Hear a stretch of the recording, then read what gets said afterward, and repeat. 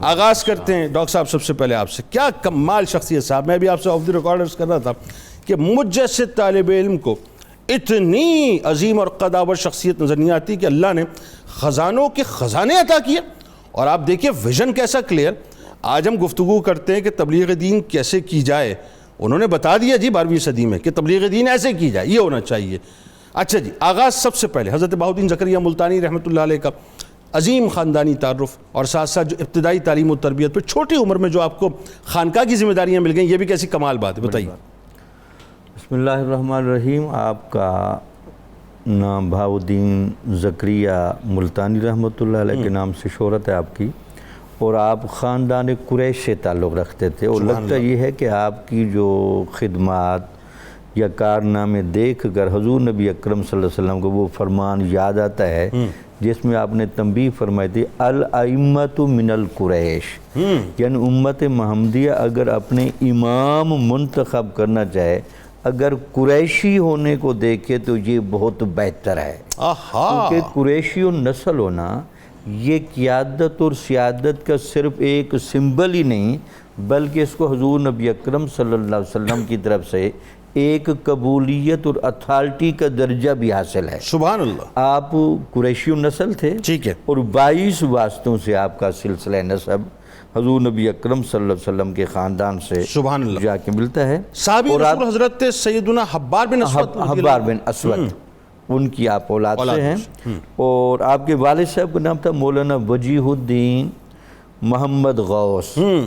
ان کے بارے میں بھی کہا جاتا ہے کہ وہ علم و معرفت کے بہت بڑے پہاڑ تھے. سبحان اللہ. بلکہ یہ جو علاقہ تھا کلور کوٹ, اس کے آپ باقاعدہ جج بھی تھے.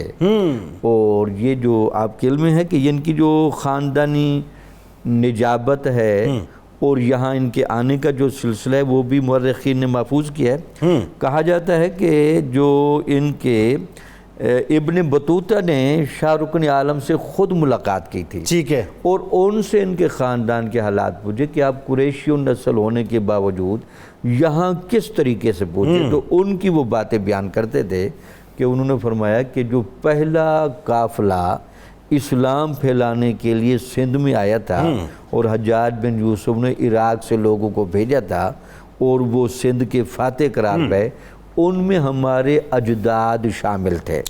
ایک تو یہ ملتا ہے. اچھا, اس میں ایک اور بات بھی ملتی ہے نا, محمود غزنوی علیہ رحمہ کا بھی ذکر ملتا ہے نا, اس میں یہ بھی ملتا ہے کہ پھر ان کے آبا و اجداد, اس کے بعد حضرت تاج الدین مطرف, یہ ان کے آبا و اجداد میں سے بہت اونچے درجے کے تھے. انہوں نے جا کر خوارزم میں وہاں رہائش رکھی اور وہاں بہت سارے لوگوں کو علمی اور روحانی فیض پہنچایا. انہی کی اولاد میں سے پھر ایک بزرگ تھے, ان کا نام تھا حضرت کمال الدین, جن کو محمود غزنوی اپنے ساتھ جب یہ ہندوستان کے علاقوں کو فتح کر رہے تھے تو وہ ان کو ملتان لے کر آئے. تو ان کو ملتان میں انہوں نے رہائش دی.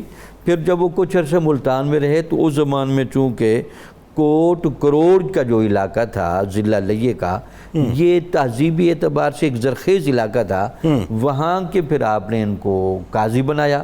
یہاں کچھ عرصہ وہ قاضی کے عہدے پر رہے, اور یہ نسلاً بعد نسلاً یہ قاضی کا عہدہ چلتے چلتے حضرت وجیہ الدین تک بھی آیا, ان کے والد گرامی. ان کے والد گرامی. اچھا, والدہ بھی نیک پارسا, نانا بھی نیک پارسا, یعنی والدہ فاطمہ, بی بی فاطمہ ان کا نام, فاطمہ رحمۃ اللہ علیہ ترمذی ان کے نانا جی تھے.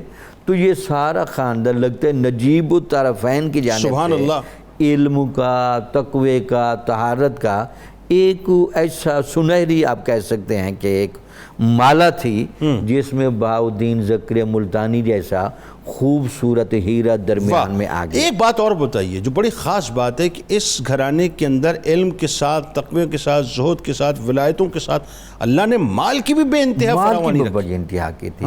اور امام غزالی رحمۃ اللہ نے جملہ لکھا ہے کہ مال اور ولایت جہاں جمع ہو جائیں وہاں تو کمال ہی کمال ہو جاتا ہے. چونکہ مال اسباب دنیا کی تمام چیزوں کو منظم کرتا ہے اور روحانیت انسان کے باطن کو سنوار دیتی ہے. سبحان اللہ. جہاں ظاہر و باطن کا کمال جمع ہو تو وہاں مال بھی ہوتا ہے اور ولایت بھی اب ہوتا ذرا ابتدائی تعلیم کے بارے میں بتائیے، اور چھوٹی عمر میں یعنی 12 برس کی عمر میں خانقاہی نظام سنبھال لیں؟ ہے اور ان کے بارے میں یہ شواہد بھی ملتے ہیں کہ آپ مادرزاد ولی تھے. سبحان اللہ. یعنی مادرزاد ولی ہونے کا جو 2 شواہد دیے گئے کہ آپ بچپن میں ماہ رمضان کے اندر دن کے وقت ماں کا دودھ نہیں پیتے تھے. اللہ. یہ ایک پہلی دلیل تھی کہ آپ مادرزاد ولی ہیں اللہ. اور آپ کو بچپن میں اس بات کا ادراک ہے کہ کیونکہ رمضان کے روزے چل رہے ہیں تو بچپن میں والدہ کا دودھ نہ پیوں. دوسرا کہتے ہیں جب آپ کبھی والدہ کا دودھ پی رہے ہوتے ہیں، ان کے والد صاحب چونکہ بہت متقی تھے اور اولیاء کا قرآن کی تلاوت کے ساتھ سبحان اللہ، کیا اچھی بات بتا وہ رہے تو ہیں ایک مثالی ہے.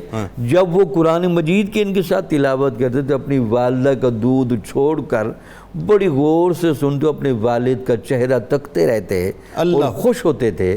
لگتا یہ تھا کہ ان کو پتہ تھا کہ قرآن پڑھا جا رہا ہے تو میں قرآن کی آواز کو غور سے سنوں. سبحان اللہ. تو اپنا جنید صاحب لگتا یہ ہے کہ جن ارواح کو اللہ تعالیٰ نے شروع میں منتخب فرمایا ہے، الستو بربکم قالوا بلا کی چاشنی بھی نرالی رکھی. کیا کہنے، کہ وہ یہی ان کی وجوہات ہیں کہ وہ جو الستو والا نعرہ قرآن کی تلاوت میں الاپا جا رہا ہے. پھر آپ کی آگے دیکھیں ایک فطرت سلیمہ.